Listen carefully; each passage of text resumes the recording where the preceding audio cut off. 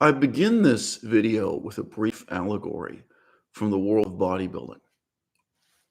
We're talking about politics, we're talking about economics, and we're talking about the very strange overlap between morality and the spheres of politics and economics.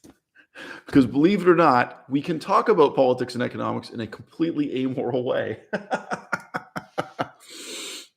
But I'm going to begin by leaning on the strange world of Instagram influencers and YouTube influencers encouraging you in diet and exercise to become a bodybuilder.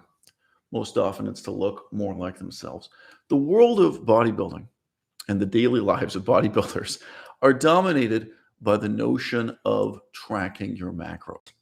Most of these people, a lot of what they talk to you about in their YouTube videos, a lot of what they're demonstrating if they're showing themselves cooking and eating, has to do with tracking your macros. A certain number of grams of protein, a certain number of grams of fat, a certain number of grams of carbohydrates. The ratios between these things, how many of each they can eat in a given day in absolute numbers. This is what the sport, the hobby, the pastime tends to revolve around. But every so often, there's a rebellion against this sort of unquestioned wisdom. And either individual bodybuilders or a big movement of fitness influencers as a whole will claim that you can get the same results without tracking your macros, without worrying about how many grams of fat or how many grams of protein. So if you've been around YouTube for a while, you will have actually seen this idea come and go under several different names, several different headings. I think it's a kind of perennial delusion. It's going to arise again and again and again. Because on the one hand, it's true that there is no firm scientific basis, for example, for how many grams of protein are enough. The ideal quantity of protein in your diet is unknown and apparently unknowable. So it's just a lot of bro science. People try out different diets and get different results and talk about, right? And on the other hand, empirical methods can be just as misleading as sheer fantasy. There will be individual people who, after years of rigorous dieting, tracking their macros, throw this away, allow themselves to eat more fat and less protein, and find that they have an even more impressive physique. Individual people will have that experience, and then obviously they're going to present you with the potentially misleading, potentially deadly advice that you don't need to worry about the proportion of fat to protein, proportion of protein to carbohydrates, so on and so forth. Well, if you really believe that it doesn't matter how many grams of fat you get and how many grams of protein you get, what if your diet were 100% fat or 100% protein? Like, of these three columns, right? What if you actually have zero protein and only carbohydrates? That would be a problem, right? You see, this is how you have to challenge these types of misconceptions. The people, on the other hand, people advocating for a life without tracking your macros, they will be able to say convincingly, well, you guys are relying on bro science. You think there's an ideal number of grams of protein. You think there's an ideal number of grams of carbohydrates, but you don't really know that. That's not empirically testable, verifiable. It's not scientifically real. Right. But that's questioning an optimal ratio, an optimal quantity, right? Now, when I turn around and I start questioning you in terms of required minimums, now things start to change. Now, all of a sudden, it becomes undeniable that actually there's a minimum number of grams of protein. And if you don't meet that, you're in trouble. There's a minimum number of grams of fat, minimum number of grams of carbohydrates. So now already we've forced the other side to concede just by virtue of the fact that they recognize you can't have a diet that's 100% fat. You can't have a diet that's 100% carbohydrates or 100% protein. That we have to get into questioning and testing different hypotheses about the proportions between the macronutrients. What's optimal What's just good enough? What's good enough for those of us who are not bodybuilders and are not planning to be bodybuilders, and what's going to be effective, for those who are planning to actually compete seriously um, in the sport. The rise and fall of SBF, Sam Bankman-Fried, and his connection to a long list of illustrious and notorious social media influencers, including Sam Harris. It's raised again this question of so-called effective altruism. The last time I seriously engaged with the problem of effective altruism, the last time I criticized this paradigm on this YouTube channel is now more than 5 years ago. But it's something that's come up repeatedly. It's obviously an issue that's not going to disappear long after my death.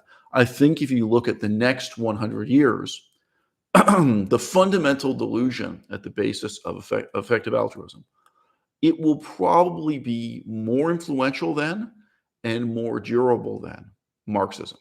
I think if you look back at the last 500 years, you look at the rise and fall of Marxism and communism more generally, communism outside of Marxism. I think looking ahead to the next 500 years, effective altruism, it could become sort of dominant left of center political and economic paradigm, which is very dangerous. And I'm going to have to digress a bit to describe my own political position, because this video, it's going to sound very right-wing. This video is not going to sound politically conservative. It's not going to sound politically moderate. You will be able to edit short excerpts out of this video that will sound incredibly right-wing, because I'm going to try to demolish some of those assumptions about effective altruism, starting with, in parallel to this question of how many grams of fat, how many grams of protein do you need. What we heard from Sam Bankman-Fried, and this was received by Sam Harris with rapturous applause, and with most people who are on the moderate left, if not the far left, received with tremendous enthusiasm.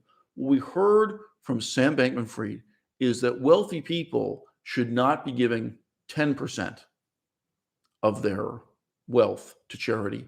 They should be giving 100%. They should be giving as close to 100% of their wealth as possible to charity.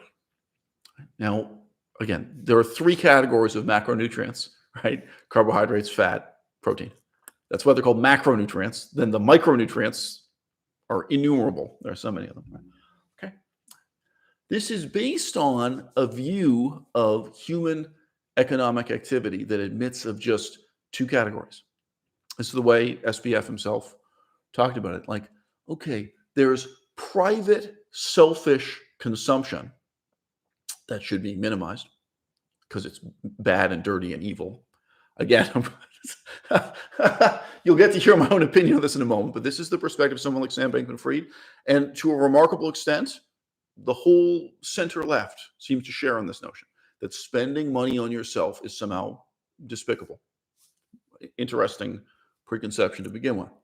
And something that I think it's not enough for the right wing to push against that delusion.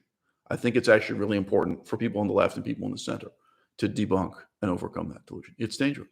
These are really dangerous misconceptions about economics with far-reaching consequences. But, it's something a child can understand.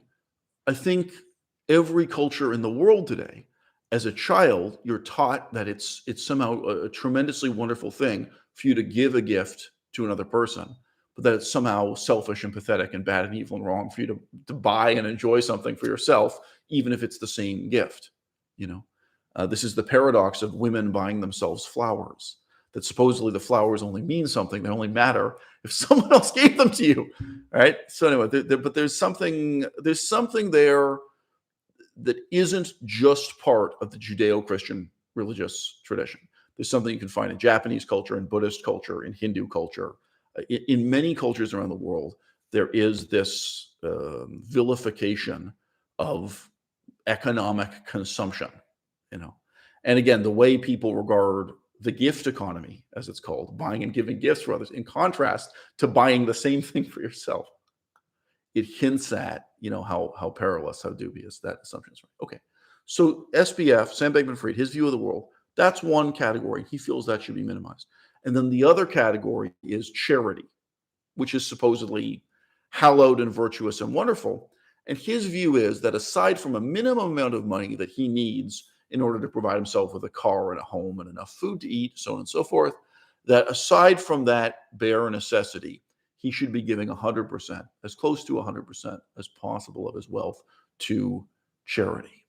Now, I have a really obvious question to ask you. If we're talking about the macronutrients of economic activity, what's missing there?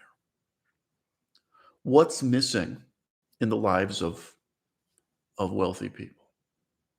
It's a great irony because Sam Bankman-Fried worked in investment. Right? The third really important category is investment. And that's what we're going to talk about in this video. This is why I warned you, this video is going to sound not conservative. It's going to sound extremely right-wing. And because in American culture, at least, but also in German culture, also in French culture, because conservatives are even more fucked up by Christianity than left-wingers are. What we're talking about in this video, it's something conservatives and right-wingers do a very bad job of articulating. And needless to say, the libertarian right wing, the anarcho-capitalists, I regard them as not just immoral, but actually insane. So from my perspective, they do an even worse job of articulating this. Okay. So let's just start by questioning this paradigm in exactly the same way I encourage you to question the ratio of fat to protein to carbohydrates. Okay, Sam. Okay. What if everyone lived the way you've just described?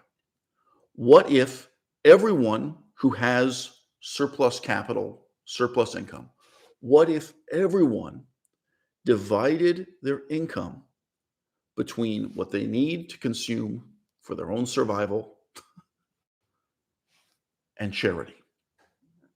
Meaning that everyone with a net worth of over $10 million, say, everyone who's really wealthy, that they are giving away a huge percentage of their wealth year after year after year to charity. Do you know how much money it costs to start up a barber shop? Do you know how much money it costs to open a boutique hotel, a coffee shop, so on and so forth? Okay. Do you know what percentage of those businesses are opened by millionaires on a break-even basis with no expectation of turning a profit whatsoever?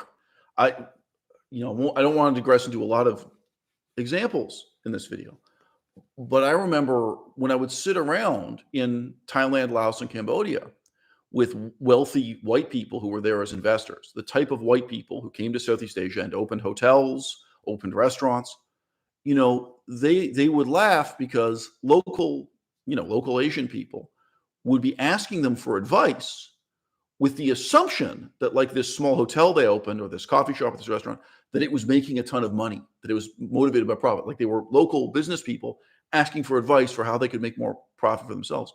And they're like, how do I even communicate across the language barrier and across the culture barrier? Like, dude, this hotel is losing money, not making money. Like, dude, like, for many of these people, they came, to give a typical example, a wealthy white person who decides to retire in Thailand and who opens and operates a hotel and a restaurant kind of pro bono as part of their retirement. It's a huge percentage of what's going on. Now, this is without even getting into the creative arts. Like, I used to work in the book publishing industry. What percentage of book publishing firms are really for profit? Really? The vast majority of what's going on in book publishing is money losing or is on some kind of charitable break-even basis. Okay, art galleries. If you didn't know, both of my parents were involved in the art gallery business. Even though art galleries are normally opened by multimillionaires, people who are already quite wealthy, open an art gallery. What percentage of art galleries do you think are trying to turn a profit? Again, even if they're not, they may not be declared as a charity. They may, on paper, be incorporated as a business. That's not what those businesses exist for. And those business people, those millionaires who open an art gallery, they have some other business that really is about earning money. They own a factory that makes cardboard boxes. Okay. But in their spare time, with their spare money, they run this art gallery, this hotel, this restaurant. Here's the thing. When you think about the most desirable neighborhoods to live in the world, the most desirable places for you to spend your time, whether as a tourist within a city, the most desirable places to live, what makes them desirable?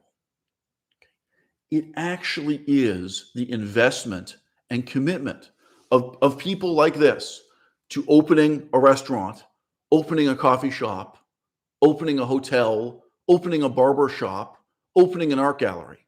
Like any given little neighborhood, whether we're talking about Hong Kong or we're talking about Barcelona, there's a kind of sacrifice and commitment on the part of the millionaire class that is creating and sustaining the charm of that neighborhood. And these people making these investments, it doesn't matter whether you think of a Chinese investor or a white European investor, okay? Let's say they put $1 million into opening a barber shop. Another great example would be a tattoo parlor, all right. They put this money into owning and operating a barbershop. That same money they could have invested in Apple Computer on the stock market. And there's no question. How do you think you'd make more money with this particular chunk of $1 million you've got? Running this barbershop in the neighborhood or dumping it on the stock market, handing it to an expert, whether he trades in stocks, bonds, whatever it is, giving it to someone to play with on Wall Street and see what returns you get back, having a professional money manager try to flip stocks for you on the stock market. Okay? There has to be a reason other than money for why you, as a successful business person, would open a barber shop in that neighborhood. Right? Now, guess what? In most cases, see, this is where it gets really right-wing. It's because you're talking about a wealthy person, an investor, who cares about that neighborhood, who cares about that place, who cares about the people in it. And often it's heartbreaking for them. Like, you talk about someone who went away and made a lot of money in Silicon Valley, getting involved in high-tech things. Then they go back to their neighborhood of origin and they say, wow, this place is a dump. This is terrible. I'm going to buy up some of these properties, or whether they buy or rent, doesn't matter. I'm going to put some money into opening a barbershop, into opening a better grocery store. I'm going to try to revive the neighborhood. This happens all the time.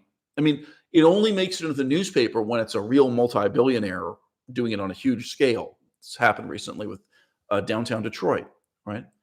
A particular multimillionaire impresario started pouring money into trying to revive one of the most doomed and depressing cityscapes in modern America. Okay, that makes no sense. But guys, the vast majority of the time, it's just part of the drumbeat of life in modern capitalist society, and it's not a charity; it's investment. Now, here's the thing: the differences between this kind of investment and charity are numerous and manifold. The main cost to that millionaire, you talk again, in 2022, $1 million is not that much money, right? Talk about somebody with several $1 million, and again, they could put it on the stock market, they could do this, they could hand it over to charity, right? They could just take the $1 million and donate it to the United Nations, whatever it is they want to have it disappear this way. Well, that won't help this particular neighborhood. That won't make the difference between a neighborhood being a depressing slum and actually being a somewhat charming urban environment. Again, millionaires are doing this all the time, all over the world. Anywhere you've been, where I was on the Côte d'Azur, okay, you walk down any of the nice streets on the Côte d'Azur, that is part of France that's famous. When you walk past these businesses, how many of them are making money? Like, you walk past a small art gallery, it's losing money, guaranteed. You walk past a small boulangerie, patisserie. You really think selling loaves of bread at $1 a pop. They make enough to pay the rent in that location. Really? Really? Like, look into it. I mean, some do, some don't, but a lot of these things, some wealthy person who cares about that neighborhood being beautiful and being wonderful, they have sunk the money into running that bakery. Because of my interest in bakeries, I've known examples of that. It's not worth digressing into. You walk down a nice street in any given neighborhood. Again, I can use the Côte d'Azur. The charm, the vivacity of that neighborhood, right? It's not charity. It's investment, but it's investment from wealthy people who care. They may care about the people. They may care about the place. For whatever reason, they care. And that's why it's not just a series of corporate big box stores with no charm. It's like, what is the difference between a really delightful neighborhood in the south of France, Côte d'Azur, and a completely soulless, completely charmless American suburb? Think of any suburb you want to. Okay, it's not money. There are American suburbs where each house is worth $1 million, where everyone living there is wealthy, but it doesn't have this kind of charm, right? It doesn't have these types of shops, these types of galleries. And then the next step is to get into talking about actual institutions, right? Schools. You think, okay, some millionaires open a school trying to turn a profit, trying to make money, right? The vast majority of privately owned schools, once you get into educational institutions, for example, right? They're created to help those people. They're created to help that place, right? They have some commitment to that neighborhood or what have you. Or it's in pursuit of an ideal. So I mentioned earlier, don't worry, this won't go on and on. I'm just trying to put a human face on it, because this is often what we're lacking in the discussion of economics and discussion of politics. I mentioned earlier a tattoo parlor being a really good example. So I've seen this here where I live in Canada. If you think about it, you've probably seen this somewhere. Every so often, there's someone with a few $1 million in the bank who says, you know what I'm sick of? I'm sick of going to a tattoo parlor and feeling like it's somehow connected to biker gangs, that it's somehow connected to drugs and crime, that it's a kind of dingy, scary place that, like a boyfriend and girlfriend wouldn't feel comfortable going there together, or I wouldn't feel going there with my own mom, going there with my elderly mother or something and having her sit with me while I get a tattoo. Why can't I have a tattoo parlor with, a clean, modern interior? It's brightly lit, where it basically fits the standard for a modern, yuppified luxury experience. Okay. I'm using this example because it's not an ideology, but it's an ideal. Like, a person does this. It happens again and again and again. Probably whatever city you're living in has a few of these kind of bourgeois tattoo parlors. A tattoo parlor that rejects the biker gang aesthetic, frankly, rejects the working class aesthetic, right? A tattoo parlor where the investor says, this is a place I would feel comfortable. This is a place my husband or wife would feel comfortable. This is a place my parents would feel comfortable coming with me while I get a tattoo. This is what they desire. It's not the same as starting a business because of Marxism, right? It's not a political ideology, but it is an ideal, right? And they create that business. It's not a charity, right? They may want it to break even. They may, or they may be able to tolerate it losing only a certain amount of money. They have a whole bunch of different priorities, but in this case, it's actually an aesthetic ideal they're trying to get across, right? They're trying to communicate to the world, hey, tattoos don't have to be something shameful and dirty. Tattoo parlors don't have to be places that feel like a den of sin, a den of crime. Right? Again, this kind of ideal, if you walk down any charming street in the Côte d'Azur, in Nice, in the south of France, if you walk down any charming street in Barcelona, one business after another is some millionaire's ideal in this sense, right? Again, the United States of America, there are tons of suburbs that are full of millionaires. There are many, many wealthy suburbs, right? But they don't have these kinds of businesses, right? What they have is Walmart, big chain grocery stores. You know what I'm saying? Anyway, the easiest place to see this is doubtless in terms of restaurants, bars, so on and so forth. Well, what is the difference between a civilized and an uncivilized place? You know, again, this is where it gets really right wing. A lot of it comes out of having an elite wealthy class that is really committed to that place, those people. Okay. I grew up in downtown Toronto, and I never owned a car. Still to this day, I have never owned a car. I've never driven a car, not even once in my life.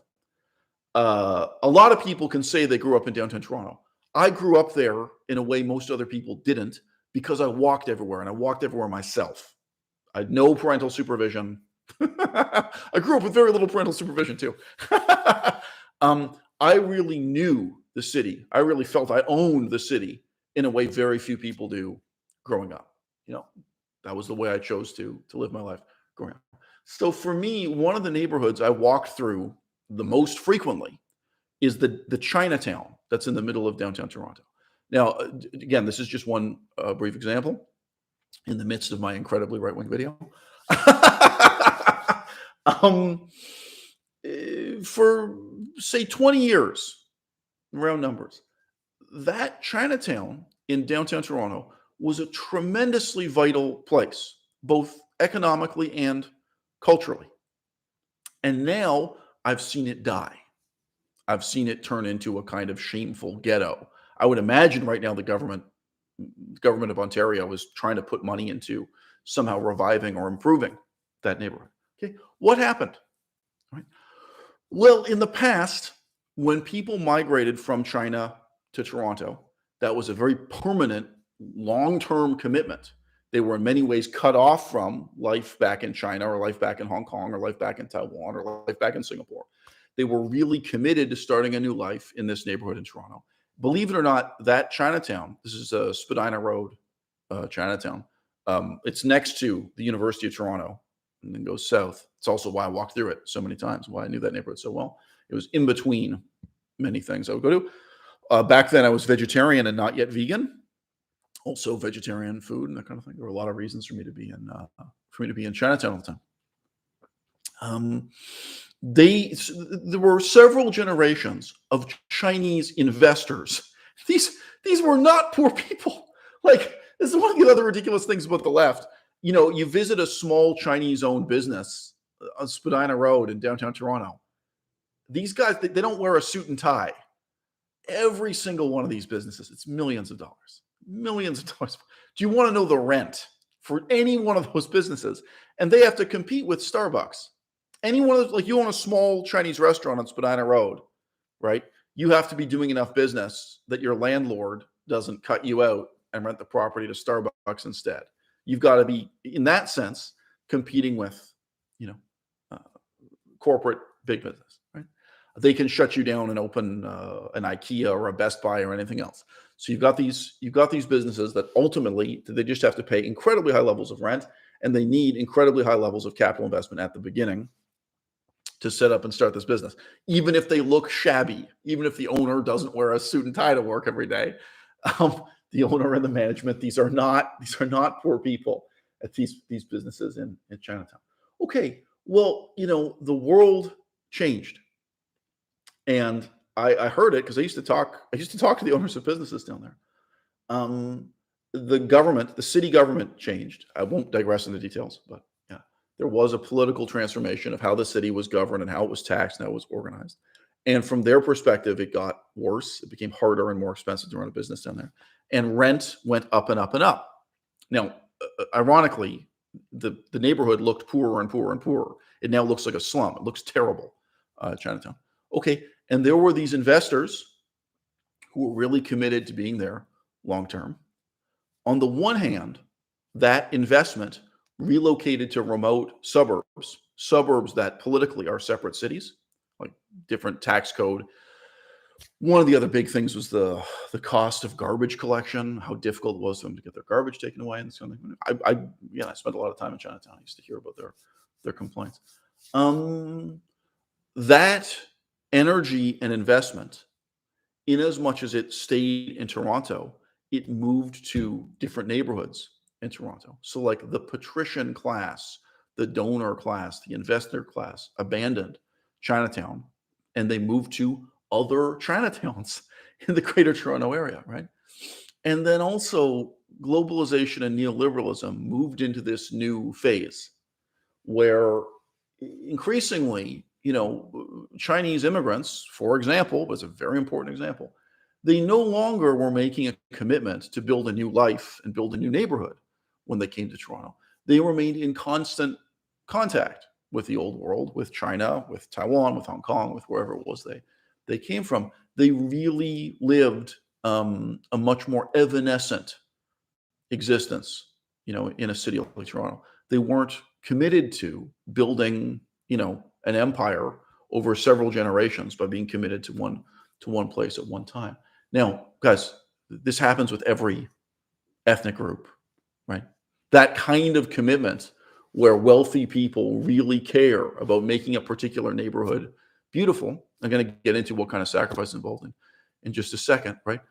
It doesn't matter whether you're black or white. It doesn't matter whether your first language is English or Spanish or Chinese, right? This is something that's very hard to quantify. And in terms of what's been going on in Western academia, nobody's been interested in studying this, partly because it is politically inconvenient.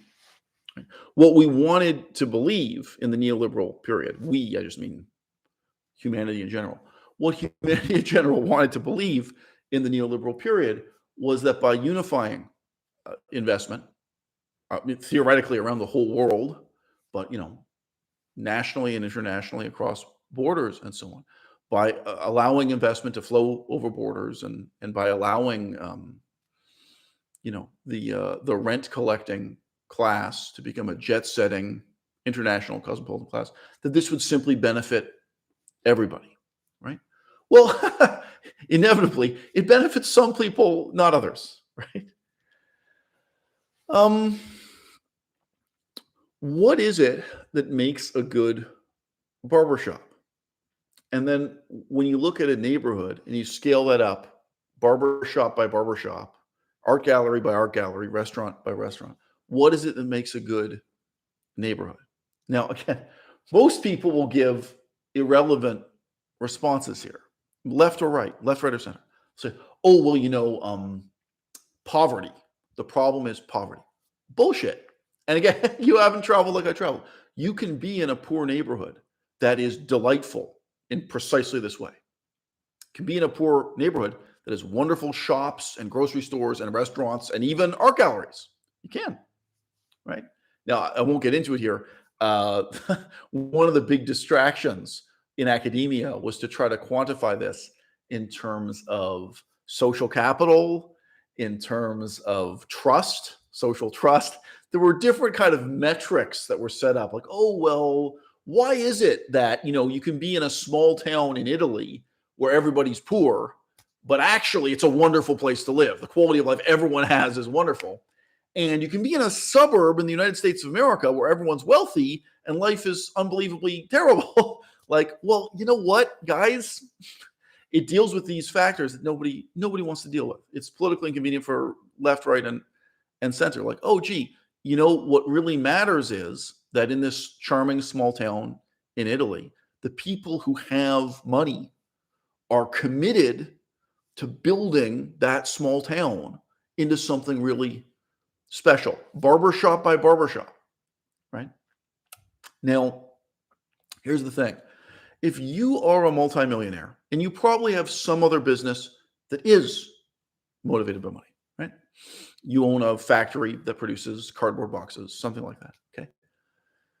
If you own this barbershop, let's just say this is a barbershop in, let's just say my old neighborhood in Toronto. So my old neighborhood was very multicultural. A lot of black people from Jamaica, we used to have a lot of Chileans, right? South American, Central American, Latino people, Spanish-speaking people, Portuguese-speaking people. You got a lot of different cultures all living close together. And of course, we got white people. Okay, and right, we had Italians, we had Greeks, The Italians didn't like the Greeks. Um, the Italians didn't like the Portuguese. The Portuguese people from Brazil didn't like the Portuguese people from Portugal. Real talk. All right, so you have this multicultural neighborhood, and you have a millionaire who's committed to making that neighborhood better. And you know what? Maybe he's already opened an art gallery and he's already opened a school. He's doing a whole bunch of different projects in this neighborhood. If he opens a barber shop, what is the difference between a good and a bad barber shop? You have to be deeply, deeply involved as the manager, as the owner, as the investor. You open a barber shop and you want to have an old 1950s Italian barbershop aesthetic, and you hire some old 1950s Italian guys with 1950s Italian attitudes. Okay. What if that barbershop becomes a place that's intensely hated? Because when black people come in, the head barber just says, no, we don't cut your kind of hair here. And the guy is, let's say, low-key, implicitly racist. Let's just say he's a bit of a jerk. He's not with it for the 21st century reality of hair in a multicultural society. Okay. Think about the level of care and attention to detail. This is not a problem you can solve by just putting in more millions of dollars. As the investor, as the owner, you've got to go there and talk to the guy. Maybe you've got to fire the guy and say, look, in this neighborhood in Toronto, we need you to have staff specialized in black hair, African American hair, however you want to put this. You need to have people with those skills. You need to make those customers feel comfortable. This can't be a barbershop that only has Italian customers. And as I've just mentioned, the color line may not just be black versus white. It may be that the owner of this barbershop is Italian and he doesn't even like people who speak Portuguese. He doesn't like the Greeks. There could be an incredibly narrow. Well, you didn't create this barbershop to have it be the most hated and resented place in the neighborhood. You had some kind of ideal for what you were trying to do for the neighborhood. Again, when you get into the arts, you think this city is full of doomed theaters. You think people go into live theater to make money? Do you think people open a stand-up comedy club to make money? Like any kind of theater, opera, like a lot of these things are money losing. Magazines, whatever it is, a lot of what makes a city vital, what makes a neighborhood vital, right? It's the implicitly charitable activities of investors. And this is going on all the time. And it's something that can't be coerced, right? The people I described in Thailand, Laos, Cambodia. Cambodia is a really extreme case, right? Okay. The people I described who chose to retire, let's say a white person who was born and raised in Paris, and they choose to retire in Cambodia. And they say they're not just going to live there like a foreigner. They put in the work, they learn the language, they invest money, they open a small hotel. They open a hotel, there's a restaurant linked to the hotel. Their guests at the hotel say they want to be able to use a gym, and they don't like the kind of dirty, dingy, rusty gym that's already in that town in Cambodia. So, okay, I'm going to invest even more money and open a gym. Someone who was building the neighborhood that way. And I have known people who did that, and they end up opening a school. To give you an example, you're a white person from Paris, and you're running a hotel in Cambodia. You can't hire any staff who speak English well. You can't hire any staff who speak French well. Maybe you need both, right? You say, okay, I can't just passively hire people who speak English or French. I'm going to invest the money and open my own language school. Again, it's not really to turn a profit. I'm going to train my own staff, my employees from the hotel. Okay, so this is someone with a few $1 million, and they've gotten into a virtuous cycle of building that neighborhood, right? Why? It has to be motivated by something. Again, this is an example of a foreigner. This is a white person from Paris who made the decision to commit to this town in Cambodia could be a beach in Cambodia, or what have you. Um, they're building a future, not just for themselves, but others. And this is something that can't be coerced. And so again, left-wing people will misinterpret this as the profit motive. Left-wing people will dogmatically assert, oh, well, the only reason you came here from Paris to Cambodia is to make a fortune by running this stuff. No. Now, for one thing, a wealthy person like this, they probably already own a box factory, or they may have closed down their box factory, taken all the money they made from the box factory and handed it to somebody on the stock market, a stockbroker, investment advisor, and say, okay, here's a couple $1,000,000. You play with that in the stock market. Tell me how much money you made from stocks and bonds. Give me an update once every 6 months. They have that money set aside from their background as working in the cardboard box industry. And now they're pouring their time and money and attention into doing something positive for this neighborhood, for this place. Now, I can ask you, whoever you are in the audience, if you had just $5 million, right? $5 million total. That's everything. Okay. Would you make that commitment in Cambodia? Would you make that commitment in the town you were born in? All right. And if you throw a dart at the map, just say Ohio in the United States, well, Detroit, would you want to make that kind of commitment to a neighborhood in Detroit? Why or why not? Right? This is the side of politics and economics nobody really wants to examine. So coming back to this fundamental premise of effective altruism, I made videos debunking effective altruism more than 5 years ago. I think it's a dangerous delusion, in terms of what it's claiming to accomplish positively. I think it's really relies on fraud over it lies. But what I'm talking about in this video is instead a kind of opportunity cost. If people divide their lives between just these two categories, a minimum amount for their own consumption, for their own entertainment, for their own self-indulgence, for their own food, shelter, and so on, and then a maximum amount for charity.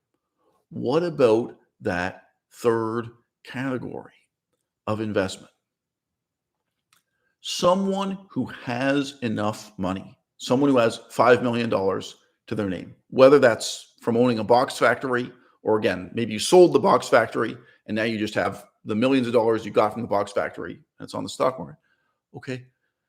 There is always a better way to make money than opening a restaurant, opening a barber shop, operating a hotel, a school, opening an art gallery, a stand-up comedy club.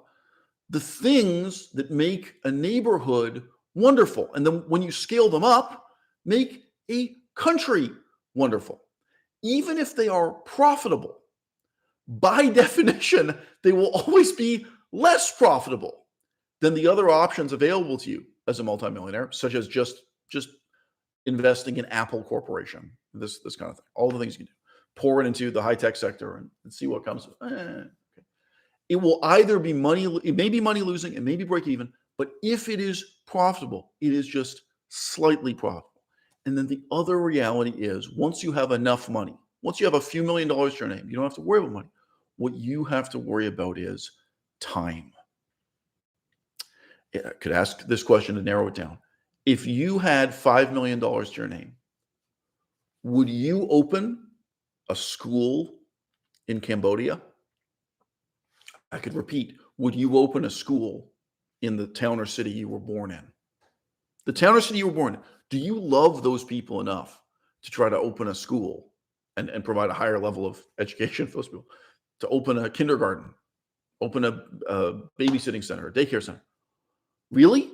You care about those people? You care about that place? You care about helping people in that neighborhood enough to do that? And again, even if it's profitable, even if it's not money losing or break even, the amount of money is going to be trivial compared to the other methods you have at your disposal for making money.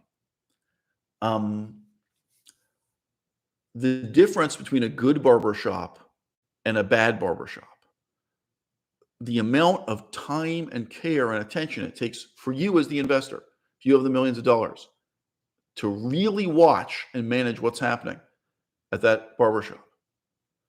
Think about the amount of time and care and attention it would take for you to own and operate a school in Cambodia. Each teacher, each conflict between a teacher and a parent, the level of micromanagement, level of passion you're going to have to invest in this. Even if that school turns a profit, trust me, the money will never be enough. I was saying this to someone the other day about running a bakery. Like, you want to wake up at 4 o'clock in the morning and run this bakery. Like, really ask yourself, because if this is about money, go to the stock market, go into real estate. There are, go into tobacco farming. There are parts of the economy that are about making money, but everything that makes life good, that makes life wonderful, right? Whether you think of the acts of individual millionaires as investors or the actions of banks, right? This is this other category. So in as much as people subscribe to the philosophy of SBF, of Sam Bankman-Fried, right? They don't realize the extent to which they are actually talking about the ruination of society and of everything that is good in it. What if all the millionaires lived by the credo of Sam Bankman-Fried? On the one hand, all of those businesses, all of those art galleries, all of these things that make a place charming, that would disappear. And on the other hand, you would be recreating the Dark Ages. You would create a charity sector as suffocating as what the Catholic Church became in Western Europe for so many centuries. When there was a Catholic Church that provided all the orphanages, that provided all the, shall we say, retirement homes for the elderly and the elderly and homeless poor, a Catholic Church that provided the only thing resembling a medical hospital, medical services, a Catholic Church that did much more than preach salvation, and yes, a Catholic Church that provided a life of luxury for cardinals and bishops or people at the top, and that in many ways kept locked in poverty the very people they pretended to help. Do you actually want to live in a society where millionaires are taking 90% of their wealth, or more than 90% of their wealth all the time, and handing it over to the Catholic Church? Do you want to live in a society where all the millionaires are taking 90% of their wealth and handing it over to the Muslim Church, to Islamic foundations? And guys, if you think it's not problematic to be in a world that is ruled by the charitable institutions created by Bill Gates, you're wrong. In many ways, those institutions are much more terrifying than the Catholic Church.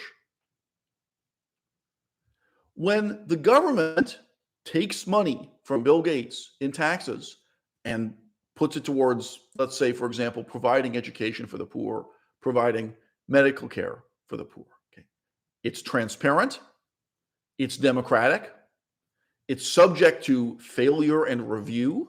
Like, if the government does a really bad job providing education and healthcare to the poor, there can be a scandal. People can examine it. People can debate, whether in parliament or in the newspapers, what the government should do differently next time. Things can change. Things can adapt. Okay?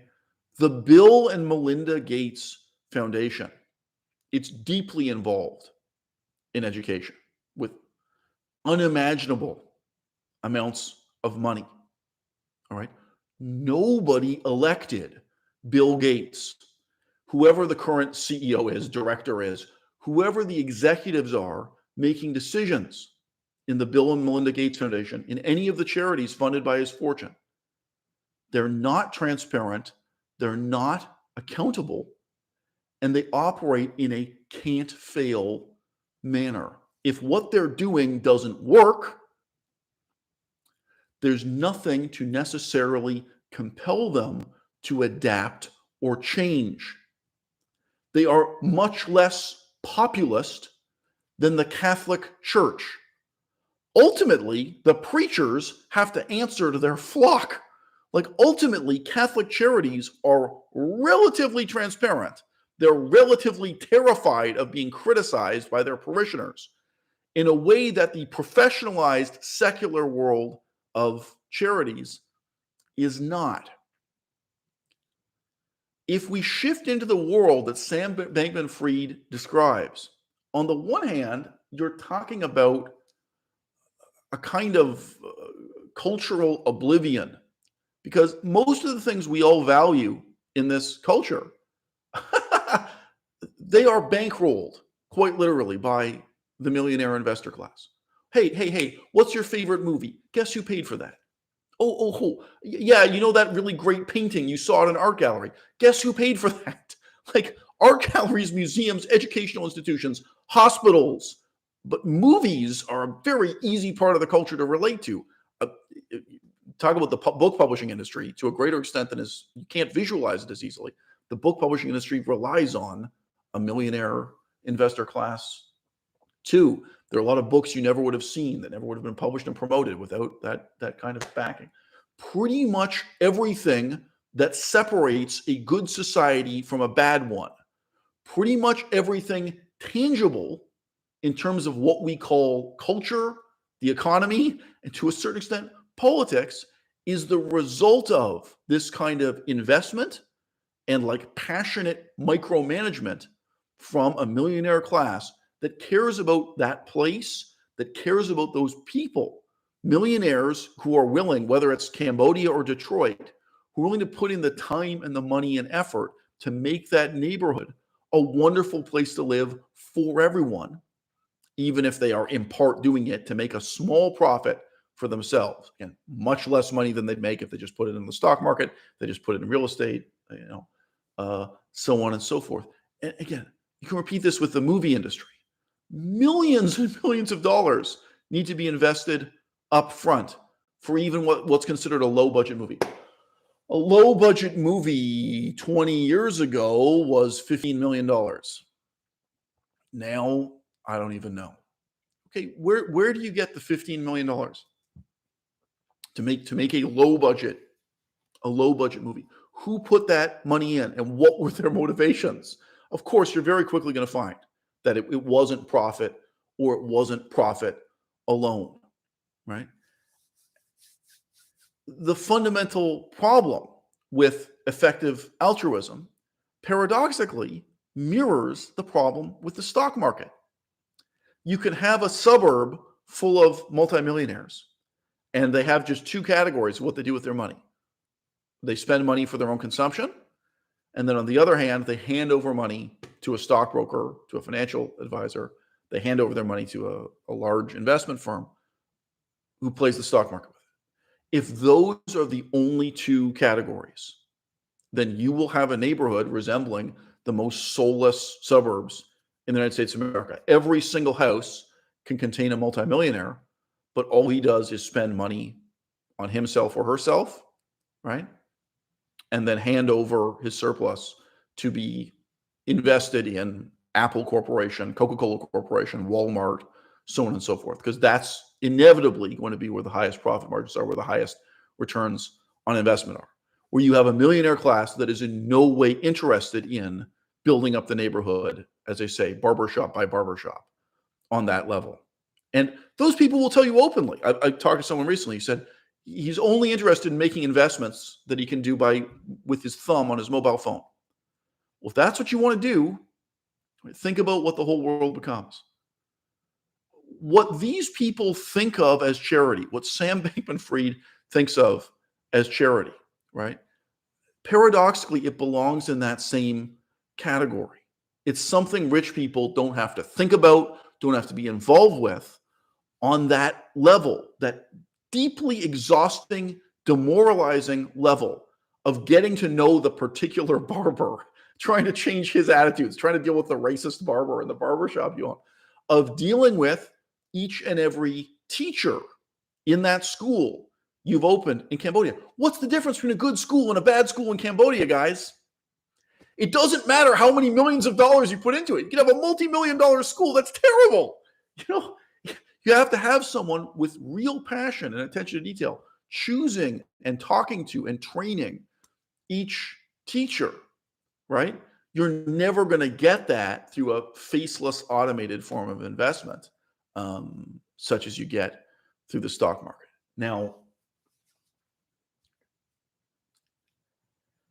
is it possible to reproduce the level of charm and the quality of life that people have in the south of France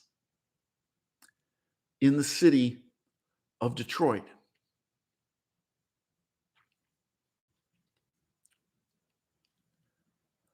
The answer is no. And the problem isn't the culture of the poor. The problem is precisely the culture and the lack of commitment of the local multimillionaire investing class. That's the sense in which globalization, right? Neoliberalism and globalization, it ends up impoverishing and ruining wealthy neighborhoods, not poor ones.